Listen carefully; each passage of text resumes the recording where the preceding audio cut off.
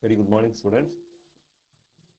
So, in third unit, last class we have discussed about instrumentation transformer. What are the role played by the instrumentation transformer, and what are the merits of the instrumentation transformer? The major components of power system are generator, transformer, transmission line, bus bars, and a load. The load may be induction motor or synchronous motor. So, in this class, we are going to discuss about what are the faults that may occur on your transmission lines, and how we are going to provide a protection against those faults. Okay, I'm sharing my presentation with you. Just a minute.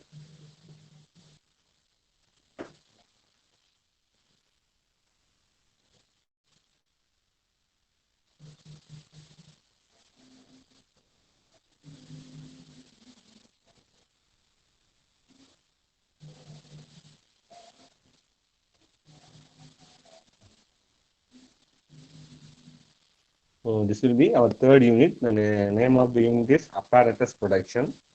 So last class you have to learn about very first topic, current transformer and potential transformer and their applications in protection scheme. So this last one, okay, protection of bus bar and transmission line. So we are going to learn bus bars and transmission line. So in the second unit, we just learned different types of relay: directional overcurrent relay, non-directional overcurrent relay, distance relay. The distance relay may be the type of impedance type, reactance type, mode type. So those kind of relays can be placed here.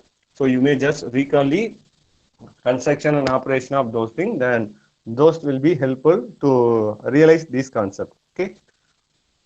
Transmission line. The transmission line may be LT or HT. That means low voltage or high voltage supply. There are few different types of protections can be provided. Very first one is distance protection. By using the distance relays, as we mentioned earlier, either impedance type of relay or reactance type of relay can be utilized. Second one is over current protection in low tension side. That means uh, the voltage which can around up to 66 kilovolt, the main kind of protection which may be provided by the over current alone. So we have to provide the over current relay, and the current value can pass through the relay can exceed its preset value. It provide a protection against the fault. And differential protection. This differential protection is also can be used. So as we mentioned earlier, this differential relay protection can be used to find the fault on your transformer, synchronous generator, as well as your bus bar also. So the bus bar which connect the substation to the consumers and distribution transformer. So this differential protection can be used as the protection. So the main objective of differential protection, it provide a protection against an internal fault alone, not for an external fault. Then as we discussed in zones of protection, there are two primary protections are there. One is main or primary protection. It's a first line of defense. When it tries to fails to operate, then the secondary lines can act as corresponding protection, that is called in the name of backup protection. So very first one, we just want to go distance relay protection. So how the distance relay can be works on means, we just want to measure both voltage and current quantities. So we just want to measure the ratio of these two by continuously measuring the value of voltage and current. So we know the ratio. If it is goes below the predetermined value, then there is a fault occurs. So what's the nature of the how it is differ from your overcurrent relay means, on a overcurrent relay you cannot be able to locate the location of the fault, since this impedance, especially the resistance, inductance, those things are directly proportional to length of the specified material. So by finding the length, so the variation which reacts, which responds, which indicates the corresponding length, then you can easily find the fault.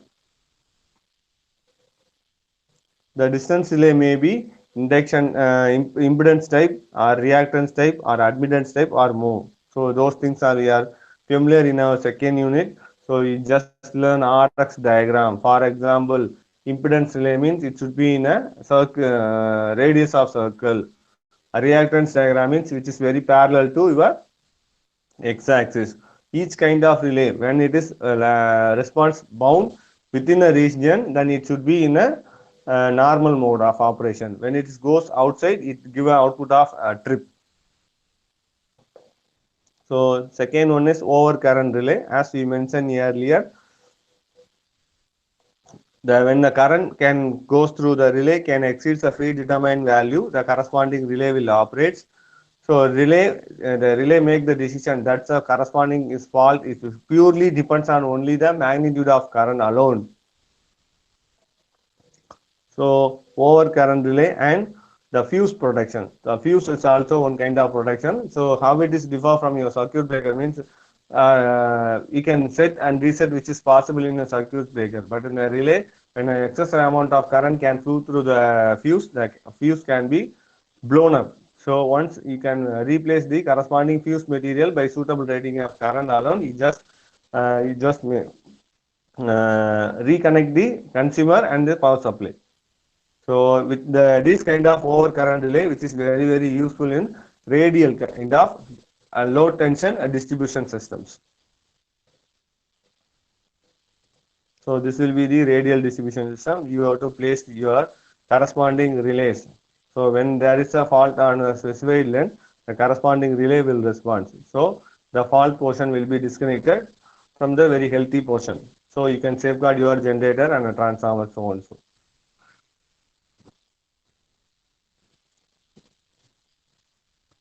Directional relay. So as we mentioned earlier, directional relay, which can use two inputs. One is its magnitude, and the second one is phase angle. So from the phase angle, we can easily find the direction also. Whether it can change, if the phase angle can be differed, then it indirectly indicates there is a changes in its direction. Instead of clockwise or instead of flowing left to right, the power flow can reverse right to left. So it is a mall operation. The corresponding relay will give a input. So this directional overcurrent relay can be used similar to your overcurrent relay, which can used in a radial kind of distribution system. But how it is differ from conventional one means it has a source at both the ends. So it is a radial system and both the ends there should be rolled. So here on a bus A, the corresponding load is L1, bus B load L2, bus C L3, and last port first it has a load of L2. So let us consider when there is a fault which may take place between a bus A and B, the corresponding relay R1 can be response. So differential relay, as we mentioned earlier, differential relay means it has to make a comparison of current at the two ends. So it needs a communication channel, so it is more accurate. The operating zone which is determined by the corresponding CTs. So we just want to say under balanced condition, sending end current should be equal to receiving end current. So IR, it's the sum of IS and IR, it should be equal to 0. So in case of any fault may occur, the sum of IS IR is not be equal to 0. It indicates there is some fault current is there. So this indication will help the operator. It just indicate there will be a corresponding fault. So these are the protections which is used to provide a protection against your transmission line. The basic quantities are very first one over current, second one is distance, and then differential relay. Next one should be the bus bar. So bus bar is the most essential component. Okay, the word bus is derived from the word Latin word that is called omnibus. So it means for common to all. So it is the main important component of a power system, which makes all the components are connected together in your power system. So under normal operating condition, some of the currents, so in like your KVL, some of the incoming current are should be equal to some of the outgoing current. So which is both the currents are equal, then we have to balance. Then there will be these things are indicates it's a normal operation. It indirectly indicates there will be no fault. So what are the causes that may occur or that may create a fault on a bus bar means the breakdown of insulation due to over voltage, like your lightning. Lightning is a high voltage discharge, so that voltage discharge which may takes place your overhead lines. So these high voltages can break down your insulation strength, and falling of bar in unknown objects or falling of kits and sinks. Okay, those things are which creates high voltage that will has to break down of your insulation. Then another one, failure of insulation or weakening of insulation due to aging factor or corrosion. When it is close to seashore, then salt particles, salty water, which has results in a reduction in insulation strength. So these things are the causes of the fault which may occur on your bus bar. So how I can provide a protection against your bus bar means with the aid of differential protection. So what is a differential protection? On both the ends you have to place a current transformer. So you have to compare both the current can that enter and current can leave your bus bar. So if there is under balanced condition, there will be no if there will be no fault currents mean there is no difference current can flow through your bus bar. If there is an indication of there is a difference in current means that indirectly indicate there is an internal fault. So the difference in current can be used to excite the trip coil of your relay. So where secondary of your current transformer, then it will give a trip signal to your circuit breaker on both sides. So how I can select the ratio of my CT? Let us consider this will be your bus bar. It has a two number of inputs and one number of input and two number of outputs. So the input should have a rating of 3000 amps bar 1, and two inputs are there. One should be 1000 amps, another one is 2000 amps. So if I select the current rating based on its individual current rating, so here it should be 3000 for amps 1. This is maximum, it has a maximum of 1000, so I can select 1000 bar 1. The line 2 which has a maximum of 2000, then I have to select 2000 bar 1. So 1 amps current can flow through this one and 1 amps current can flow through this. So 1 plus 1, totally 2 amps of current can flow through the secondary of your relay. But in your input side, that only one amps of current can flow through your secondary of incoming side. So we have to having a flex setting of 0.5 amps as a fault current. So input is 1, output is 2. So 2 minus 1, that will be the difference between these two will be 1.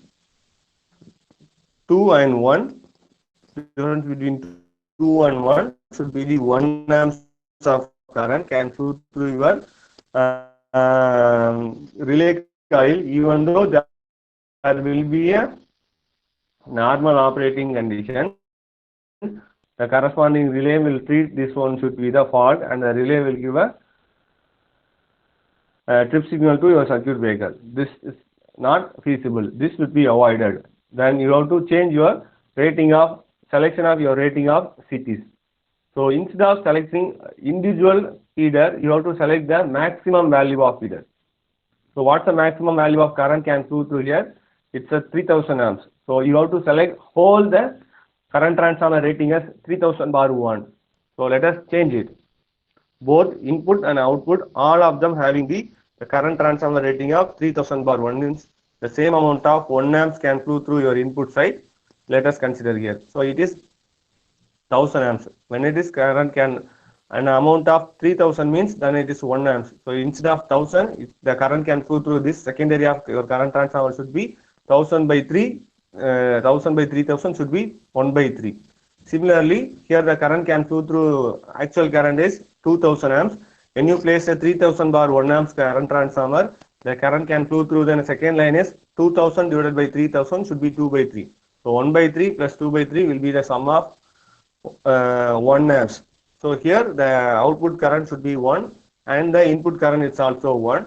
So under balanced condition, the relay will be rest and the relay will not operate. So that indicates there will be no fault. So that's you have to select the current transformer rating of your seat is based on the maximum value of current in a feeder, not for the individual feeder current maximum current rating. So let us want to make a correction in this circuit. I have to introduce some stabilized resistance in your in series with your corresponding relay. So there are two output lines. So it has the current transformer CTA and CTB.